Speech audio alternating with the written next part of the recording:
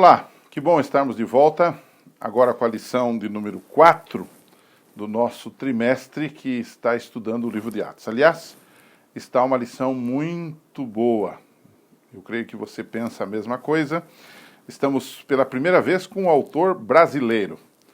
E o jeito de escrever, a profundidade e a nossa maneira de entender tornam-se mais fáceis com um autor brasileiro, não desprezando os demais, que são extremamente importantes.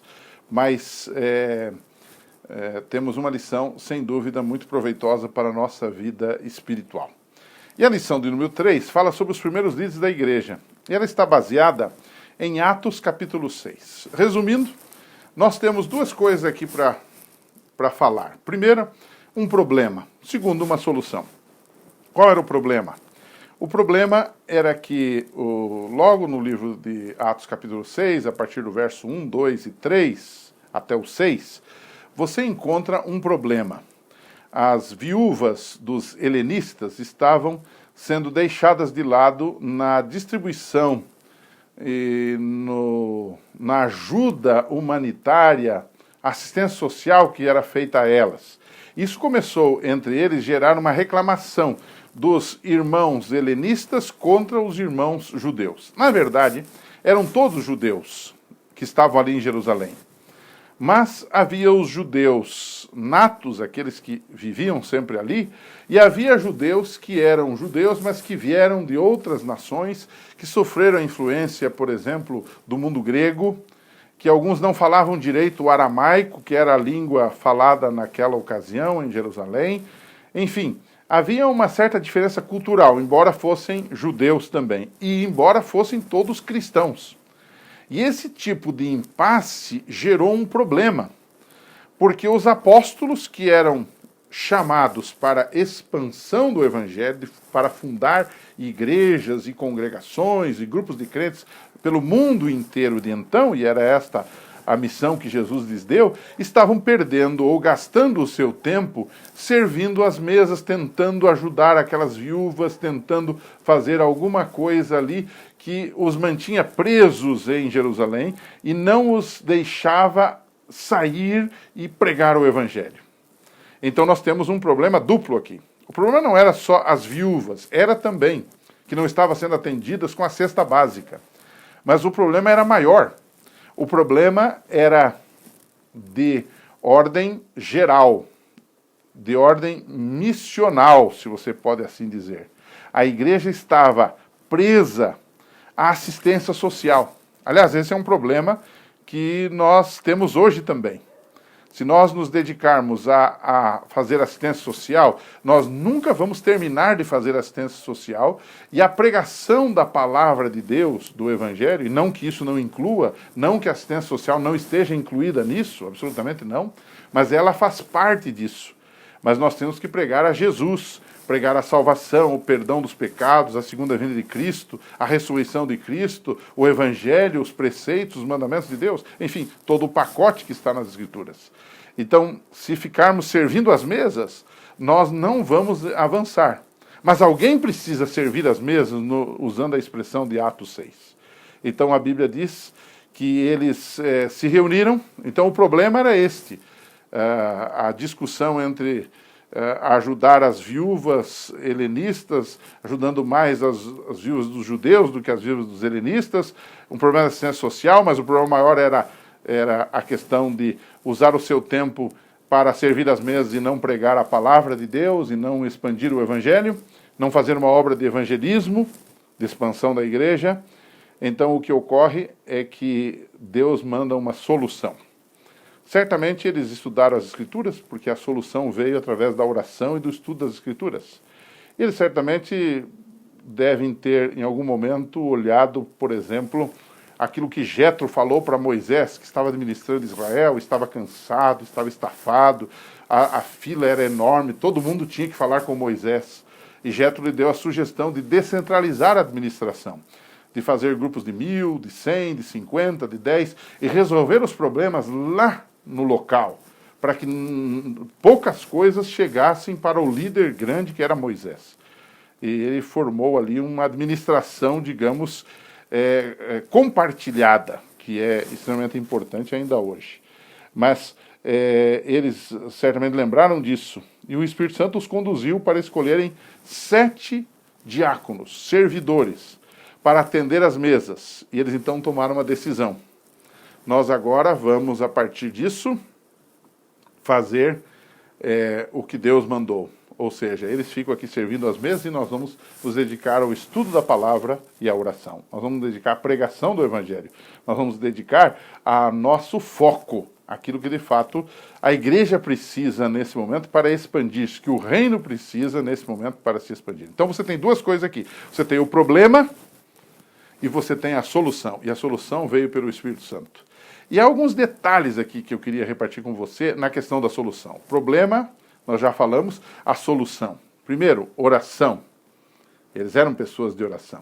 Segundo, eles fizeram tudo de acordo com a palavra de Deus. Terceiro, orientação do Espírito Santo. O Espírito os orientou para isso, não é? Quarto, eles, além do Espírito Santo, claro que o Espírito Santo fechou, que o Espírito Santo confirmou a decisão deles, eles também se dedicaram a conversar sobre o assunto, a discutir sobre o assunto. Hoje nós temos muito uma mentalidade em todos os lugares, assim, até certo ponto, ditatorial. Não, a igreja não foi ditadora. A igreja usou da representatividade, a nossa igreja trabalha com a representatividade ainda hoje, e ela discutiu o assunto no seu nível, orou sobre isso, consultou as Escrituras e o Espírito Santo corroborou isto. E o que aconteceu foi que eles elegeram 7 diáconos, e isso foi uma bênção para aquela igreja, desobrigou os apóstolos de servirem às mesas, e o evangelho se expandiu, e o livro de Atos está aí para contar isso. Então, no primeiro impasse, no primeiro problema, a igreja saiu-se vitoriosa, porque orou, porque confiou na palavra, porque pediu orientação do Espírito Santo, e porque discutiu o assunto, não o escondeu, simplesmente o trouxe à luz, e de forma humilde, coerente, e abençoada e orientada pelo Espírito, ela conseguiu resolver o seu problema. Então você tem um problema e você tem uma solução.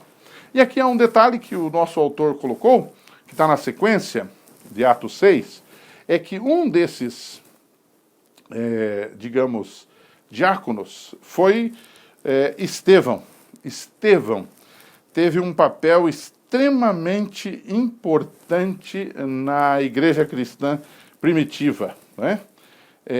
O texto diz que ele foi não apenas um diácono, mas ele também foi um evangelista, Atos 6, de 8 a 15.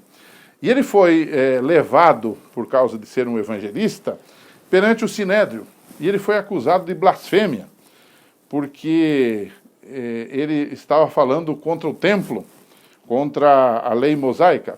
Paulo, mais tarde, vai ser acusado da mesma coisa. Quando alguém quer colocar sobre você uma mentira, quando alguém quer colocar sobre você uma marca, uma etiqueta, ele assim o faz. Foi o que aconteceu. E então o texto diz que Estevão foi acusado, né?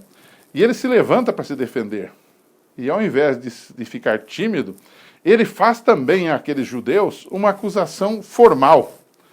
Na verdade, o discurso de Estevão, lá em Atos capítulo 7, de 1 a 53, é, na verdade, uma peça de acusação formal contra Israel, que havia quebrado a aliança com Deus. Ele faz um histórico dessa aliança, ele diz, vocês quebraram essa aliança. E isso, então, incita aqueles judeus a terem ainda mais raiva dele, mais ódio dele, não é? E ele também, além de ter sido um diácono, ser um evangelista, com isso ele se tornou um profeta, porque ele disse, eu vejo os céus abertos, não é? E Jesus lá sentado à direita do Pai. Ele viu no céu um tribunal. Em outras palavras, ele disse àqueles judeus que eles estavam sendo objeto de uma ação jurídica de Deus contra eles, contra os ídolos de Israel. É por isso que essa data, que foi por volta do ano 34, nós a colocamos dentro da profecia de Daniel 8,14, dos 2.300 anos, foi quando o evangelho sai da alçada dos judeus e vai ser levado para os gentios, a partir do apedrejamento e morte de Estevão como o primeiro mártir dos cristãos, o primeiro mártir do cristianismo. Então, essa história aqui dos diáconos, ela tem esse desdobramento. onde um dos principais diáconos teve a sua história contada no livro de Atos para o nosso exemplo também. Tamanha foi a sua fé, o seu conhecimento e a sua dedicação a Deus. Para concluir, eu vou deixar uma pergunta para você ler Atos 8, de 1 a 26, com os seus alunos. Dá uma olhadinha também na lição de quinta-feira, porque a lição de quinta-feira é esclarecedora sobre esse ponto, e discutir um pouquinho com os seus alunos. A gente sempre tem medo da perseguição contra a igreja, contra nós, temos um certo receio disso. Mas no caso do cristianismo, a perseguição que eles sofreram, depois da morte de Estevão especialmente, o que isso trouxe sobre a igreja? Trouxe algo bom ou algo mal? Converse um pouquinho. Qual foi a importância disso? Leia Atos 8 e leia também a lição de quinta-feira, você vai ter subsídios para discutir esse assunto. Que Deus abençoe, boa lição na sua unidade, a gente se encontra na semana que vem.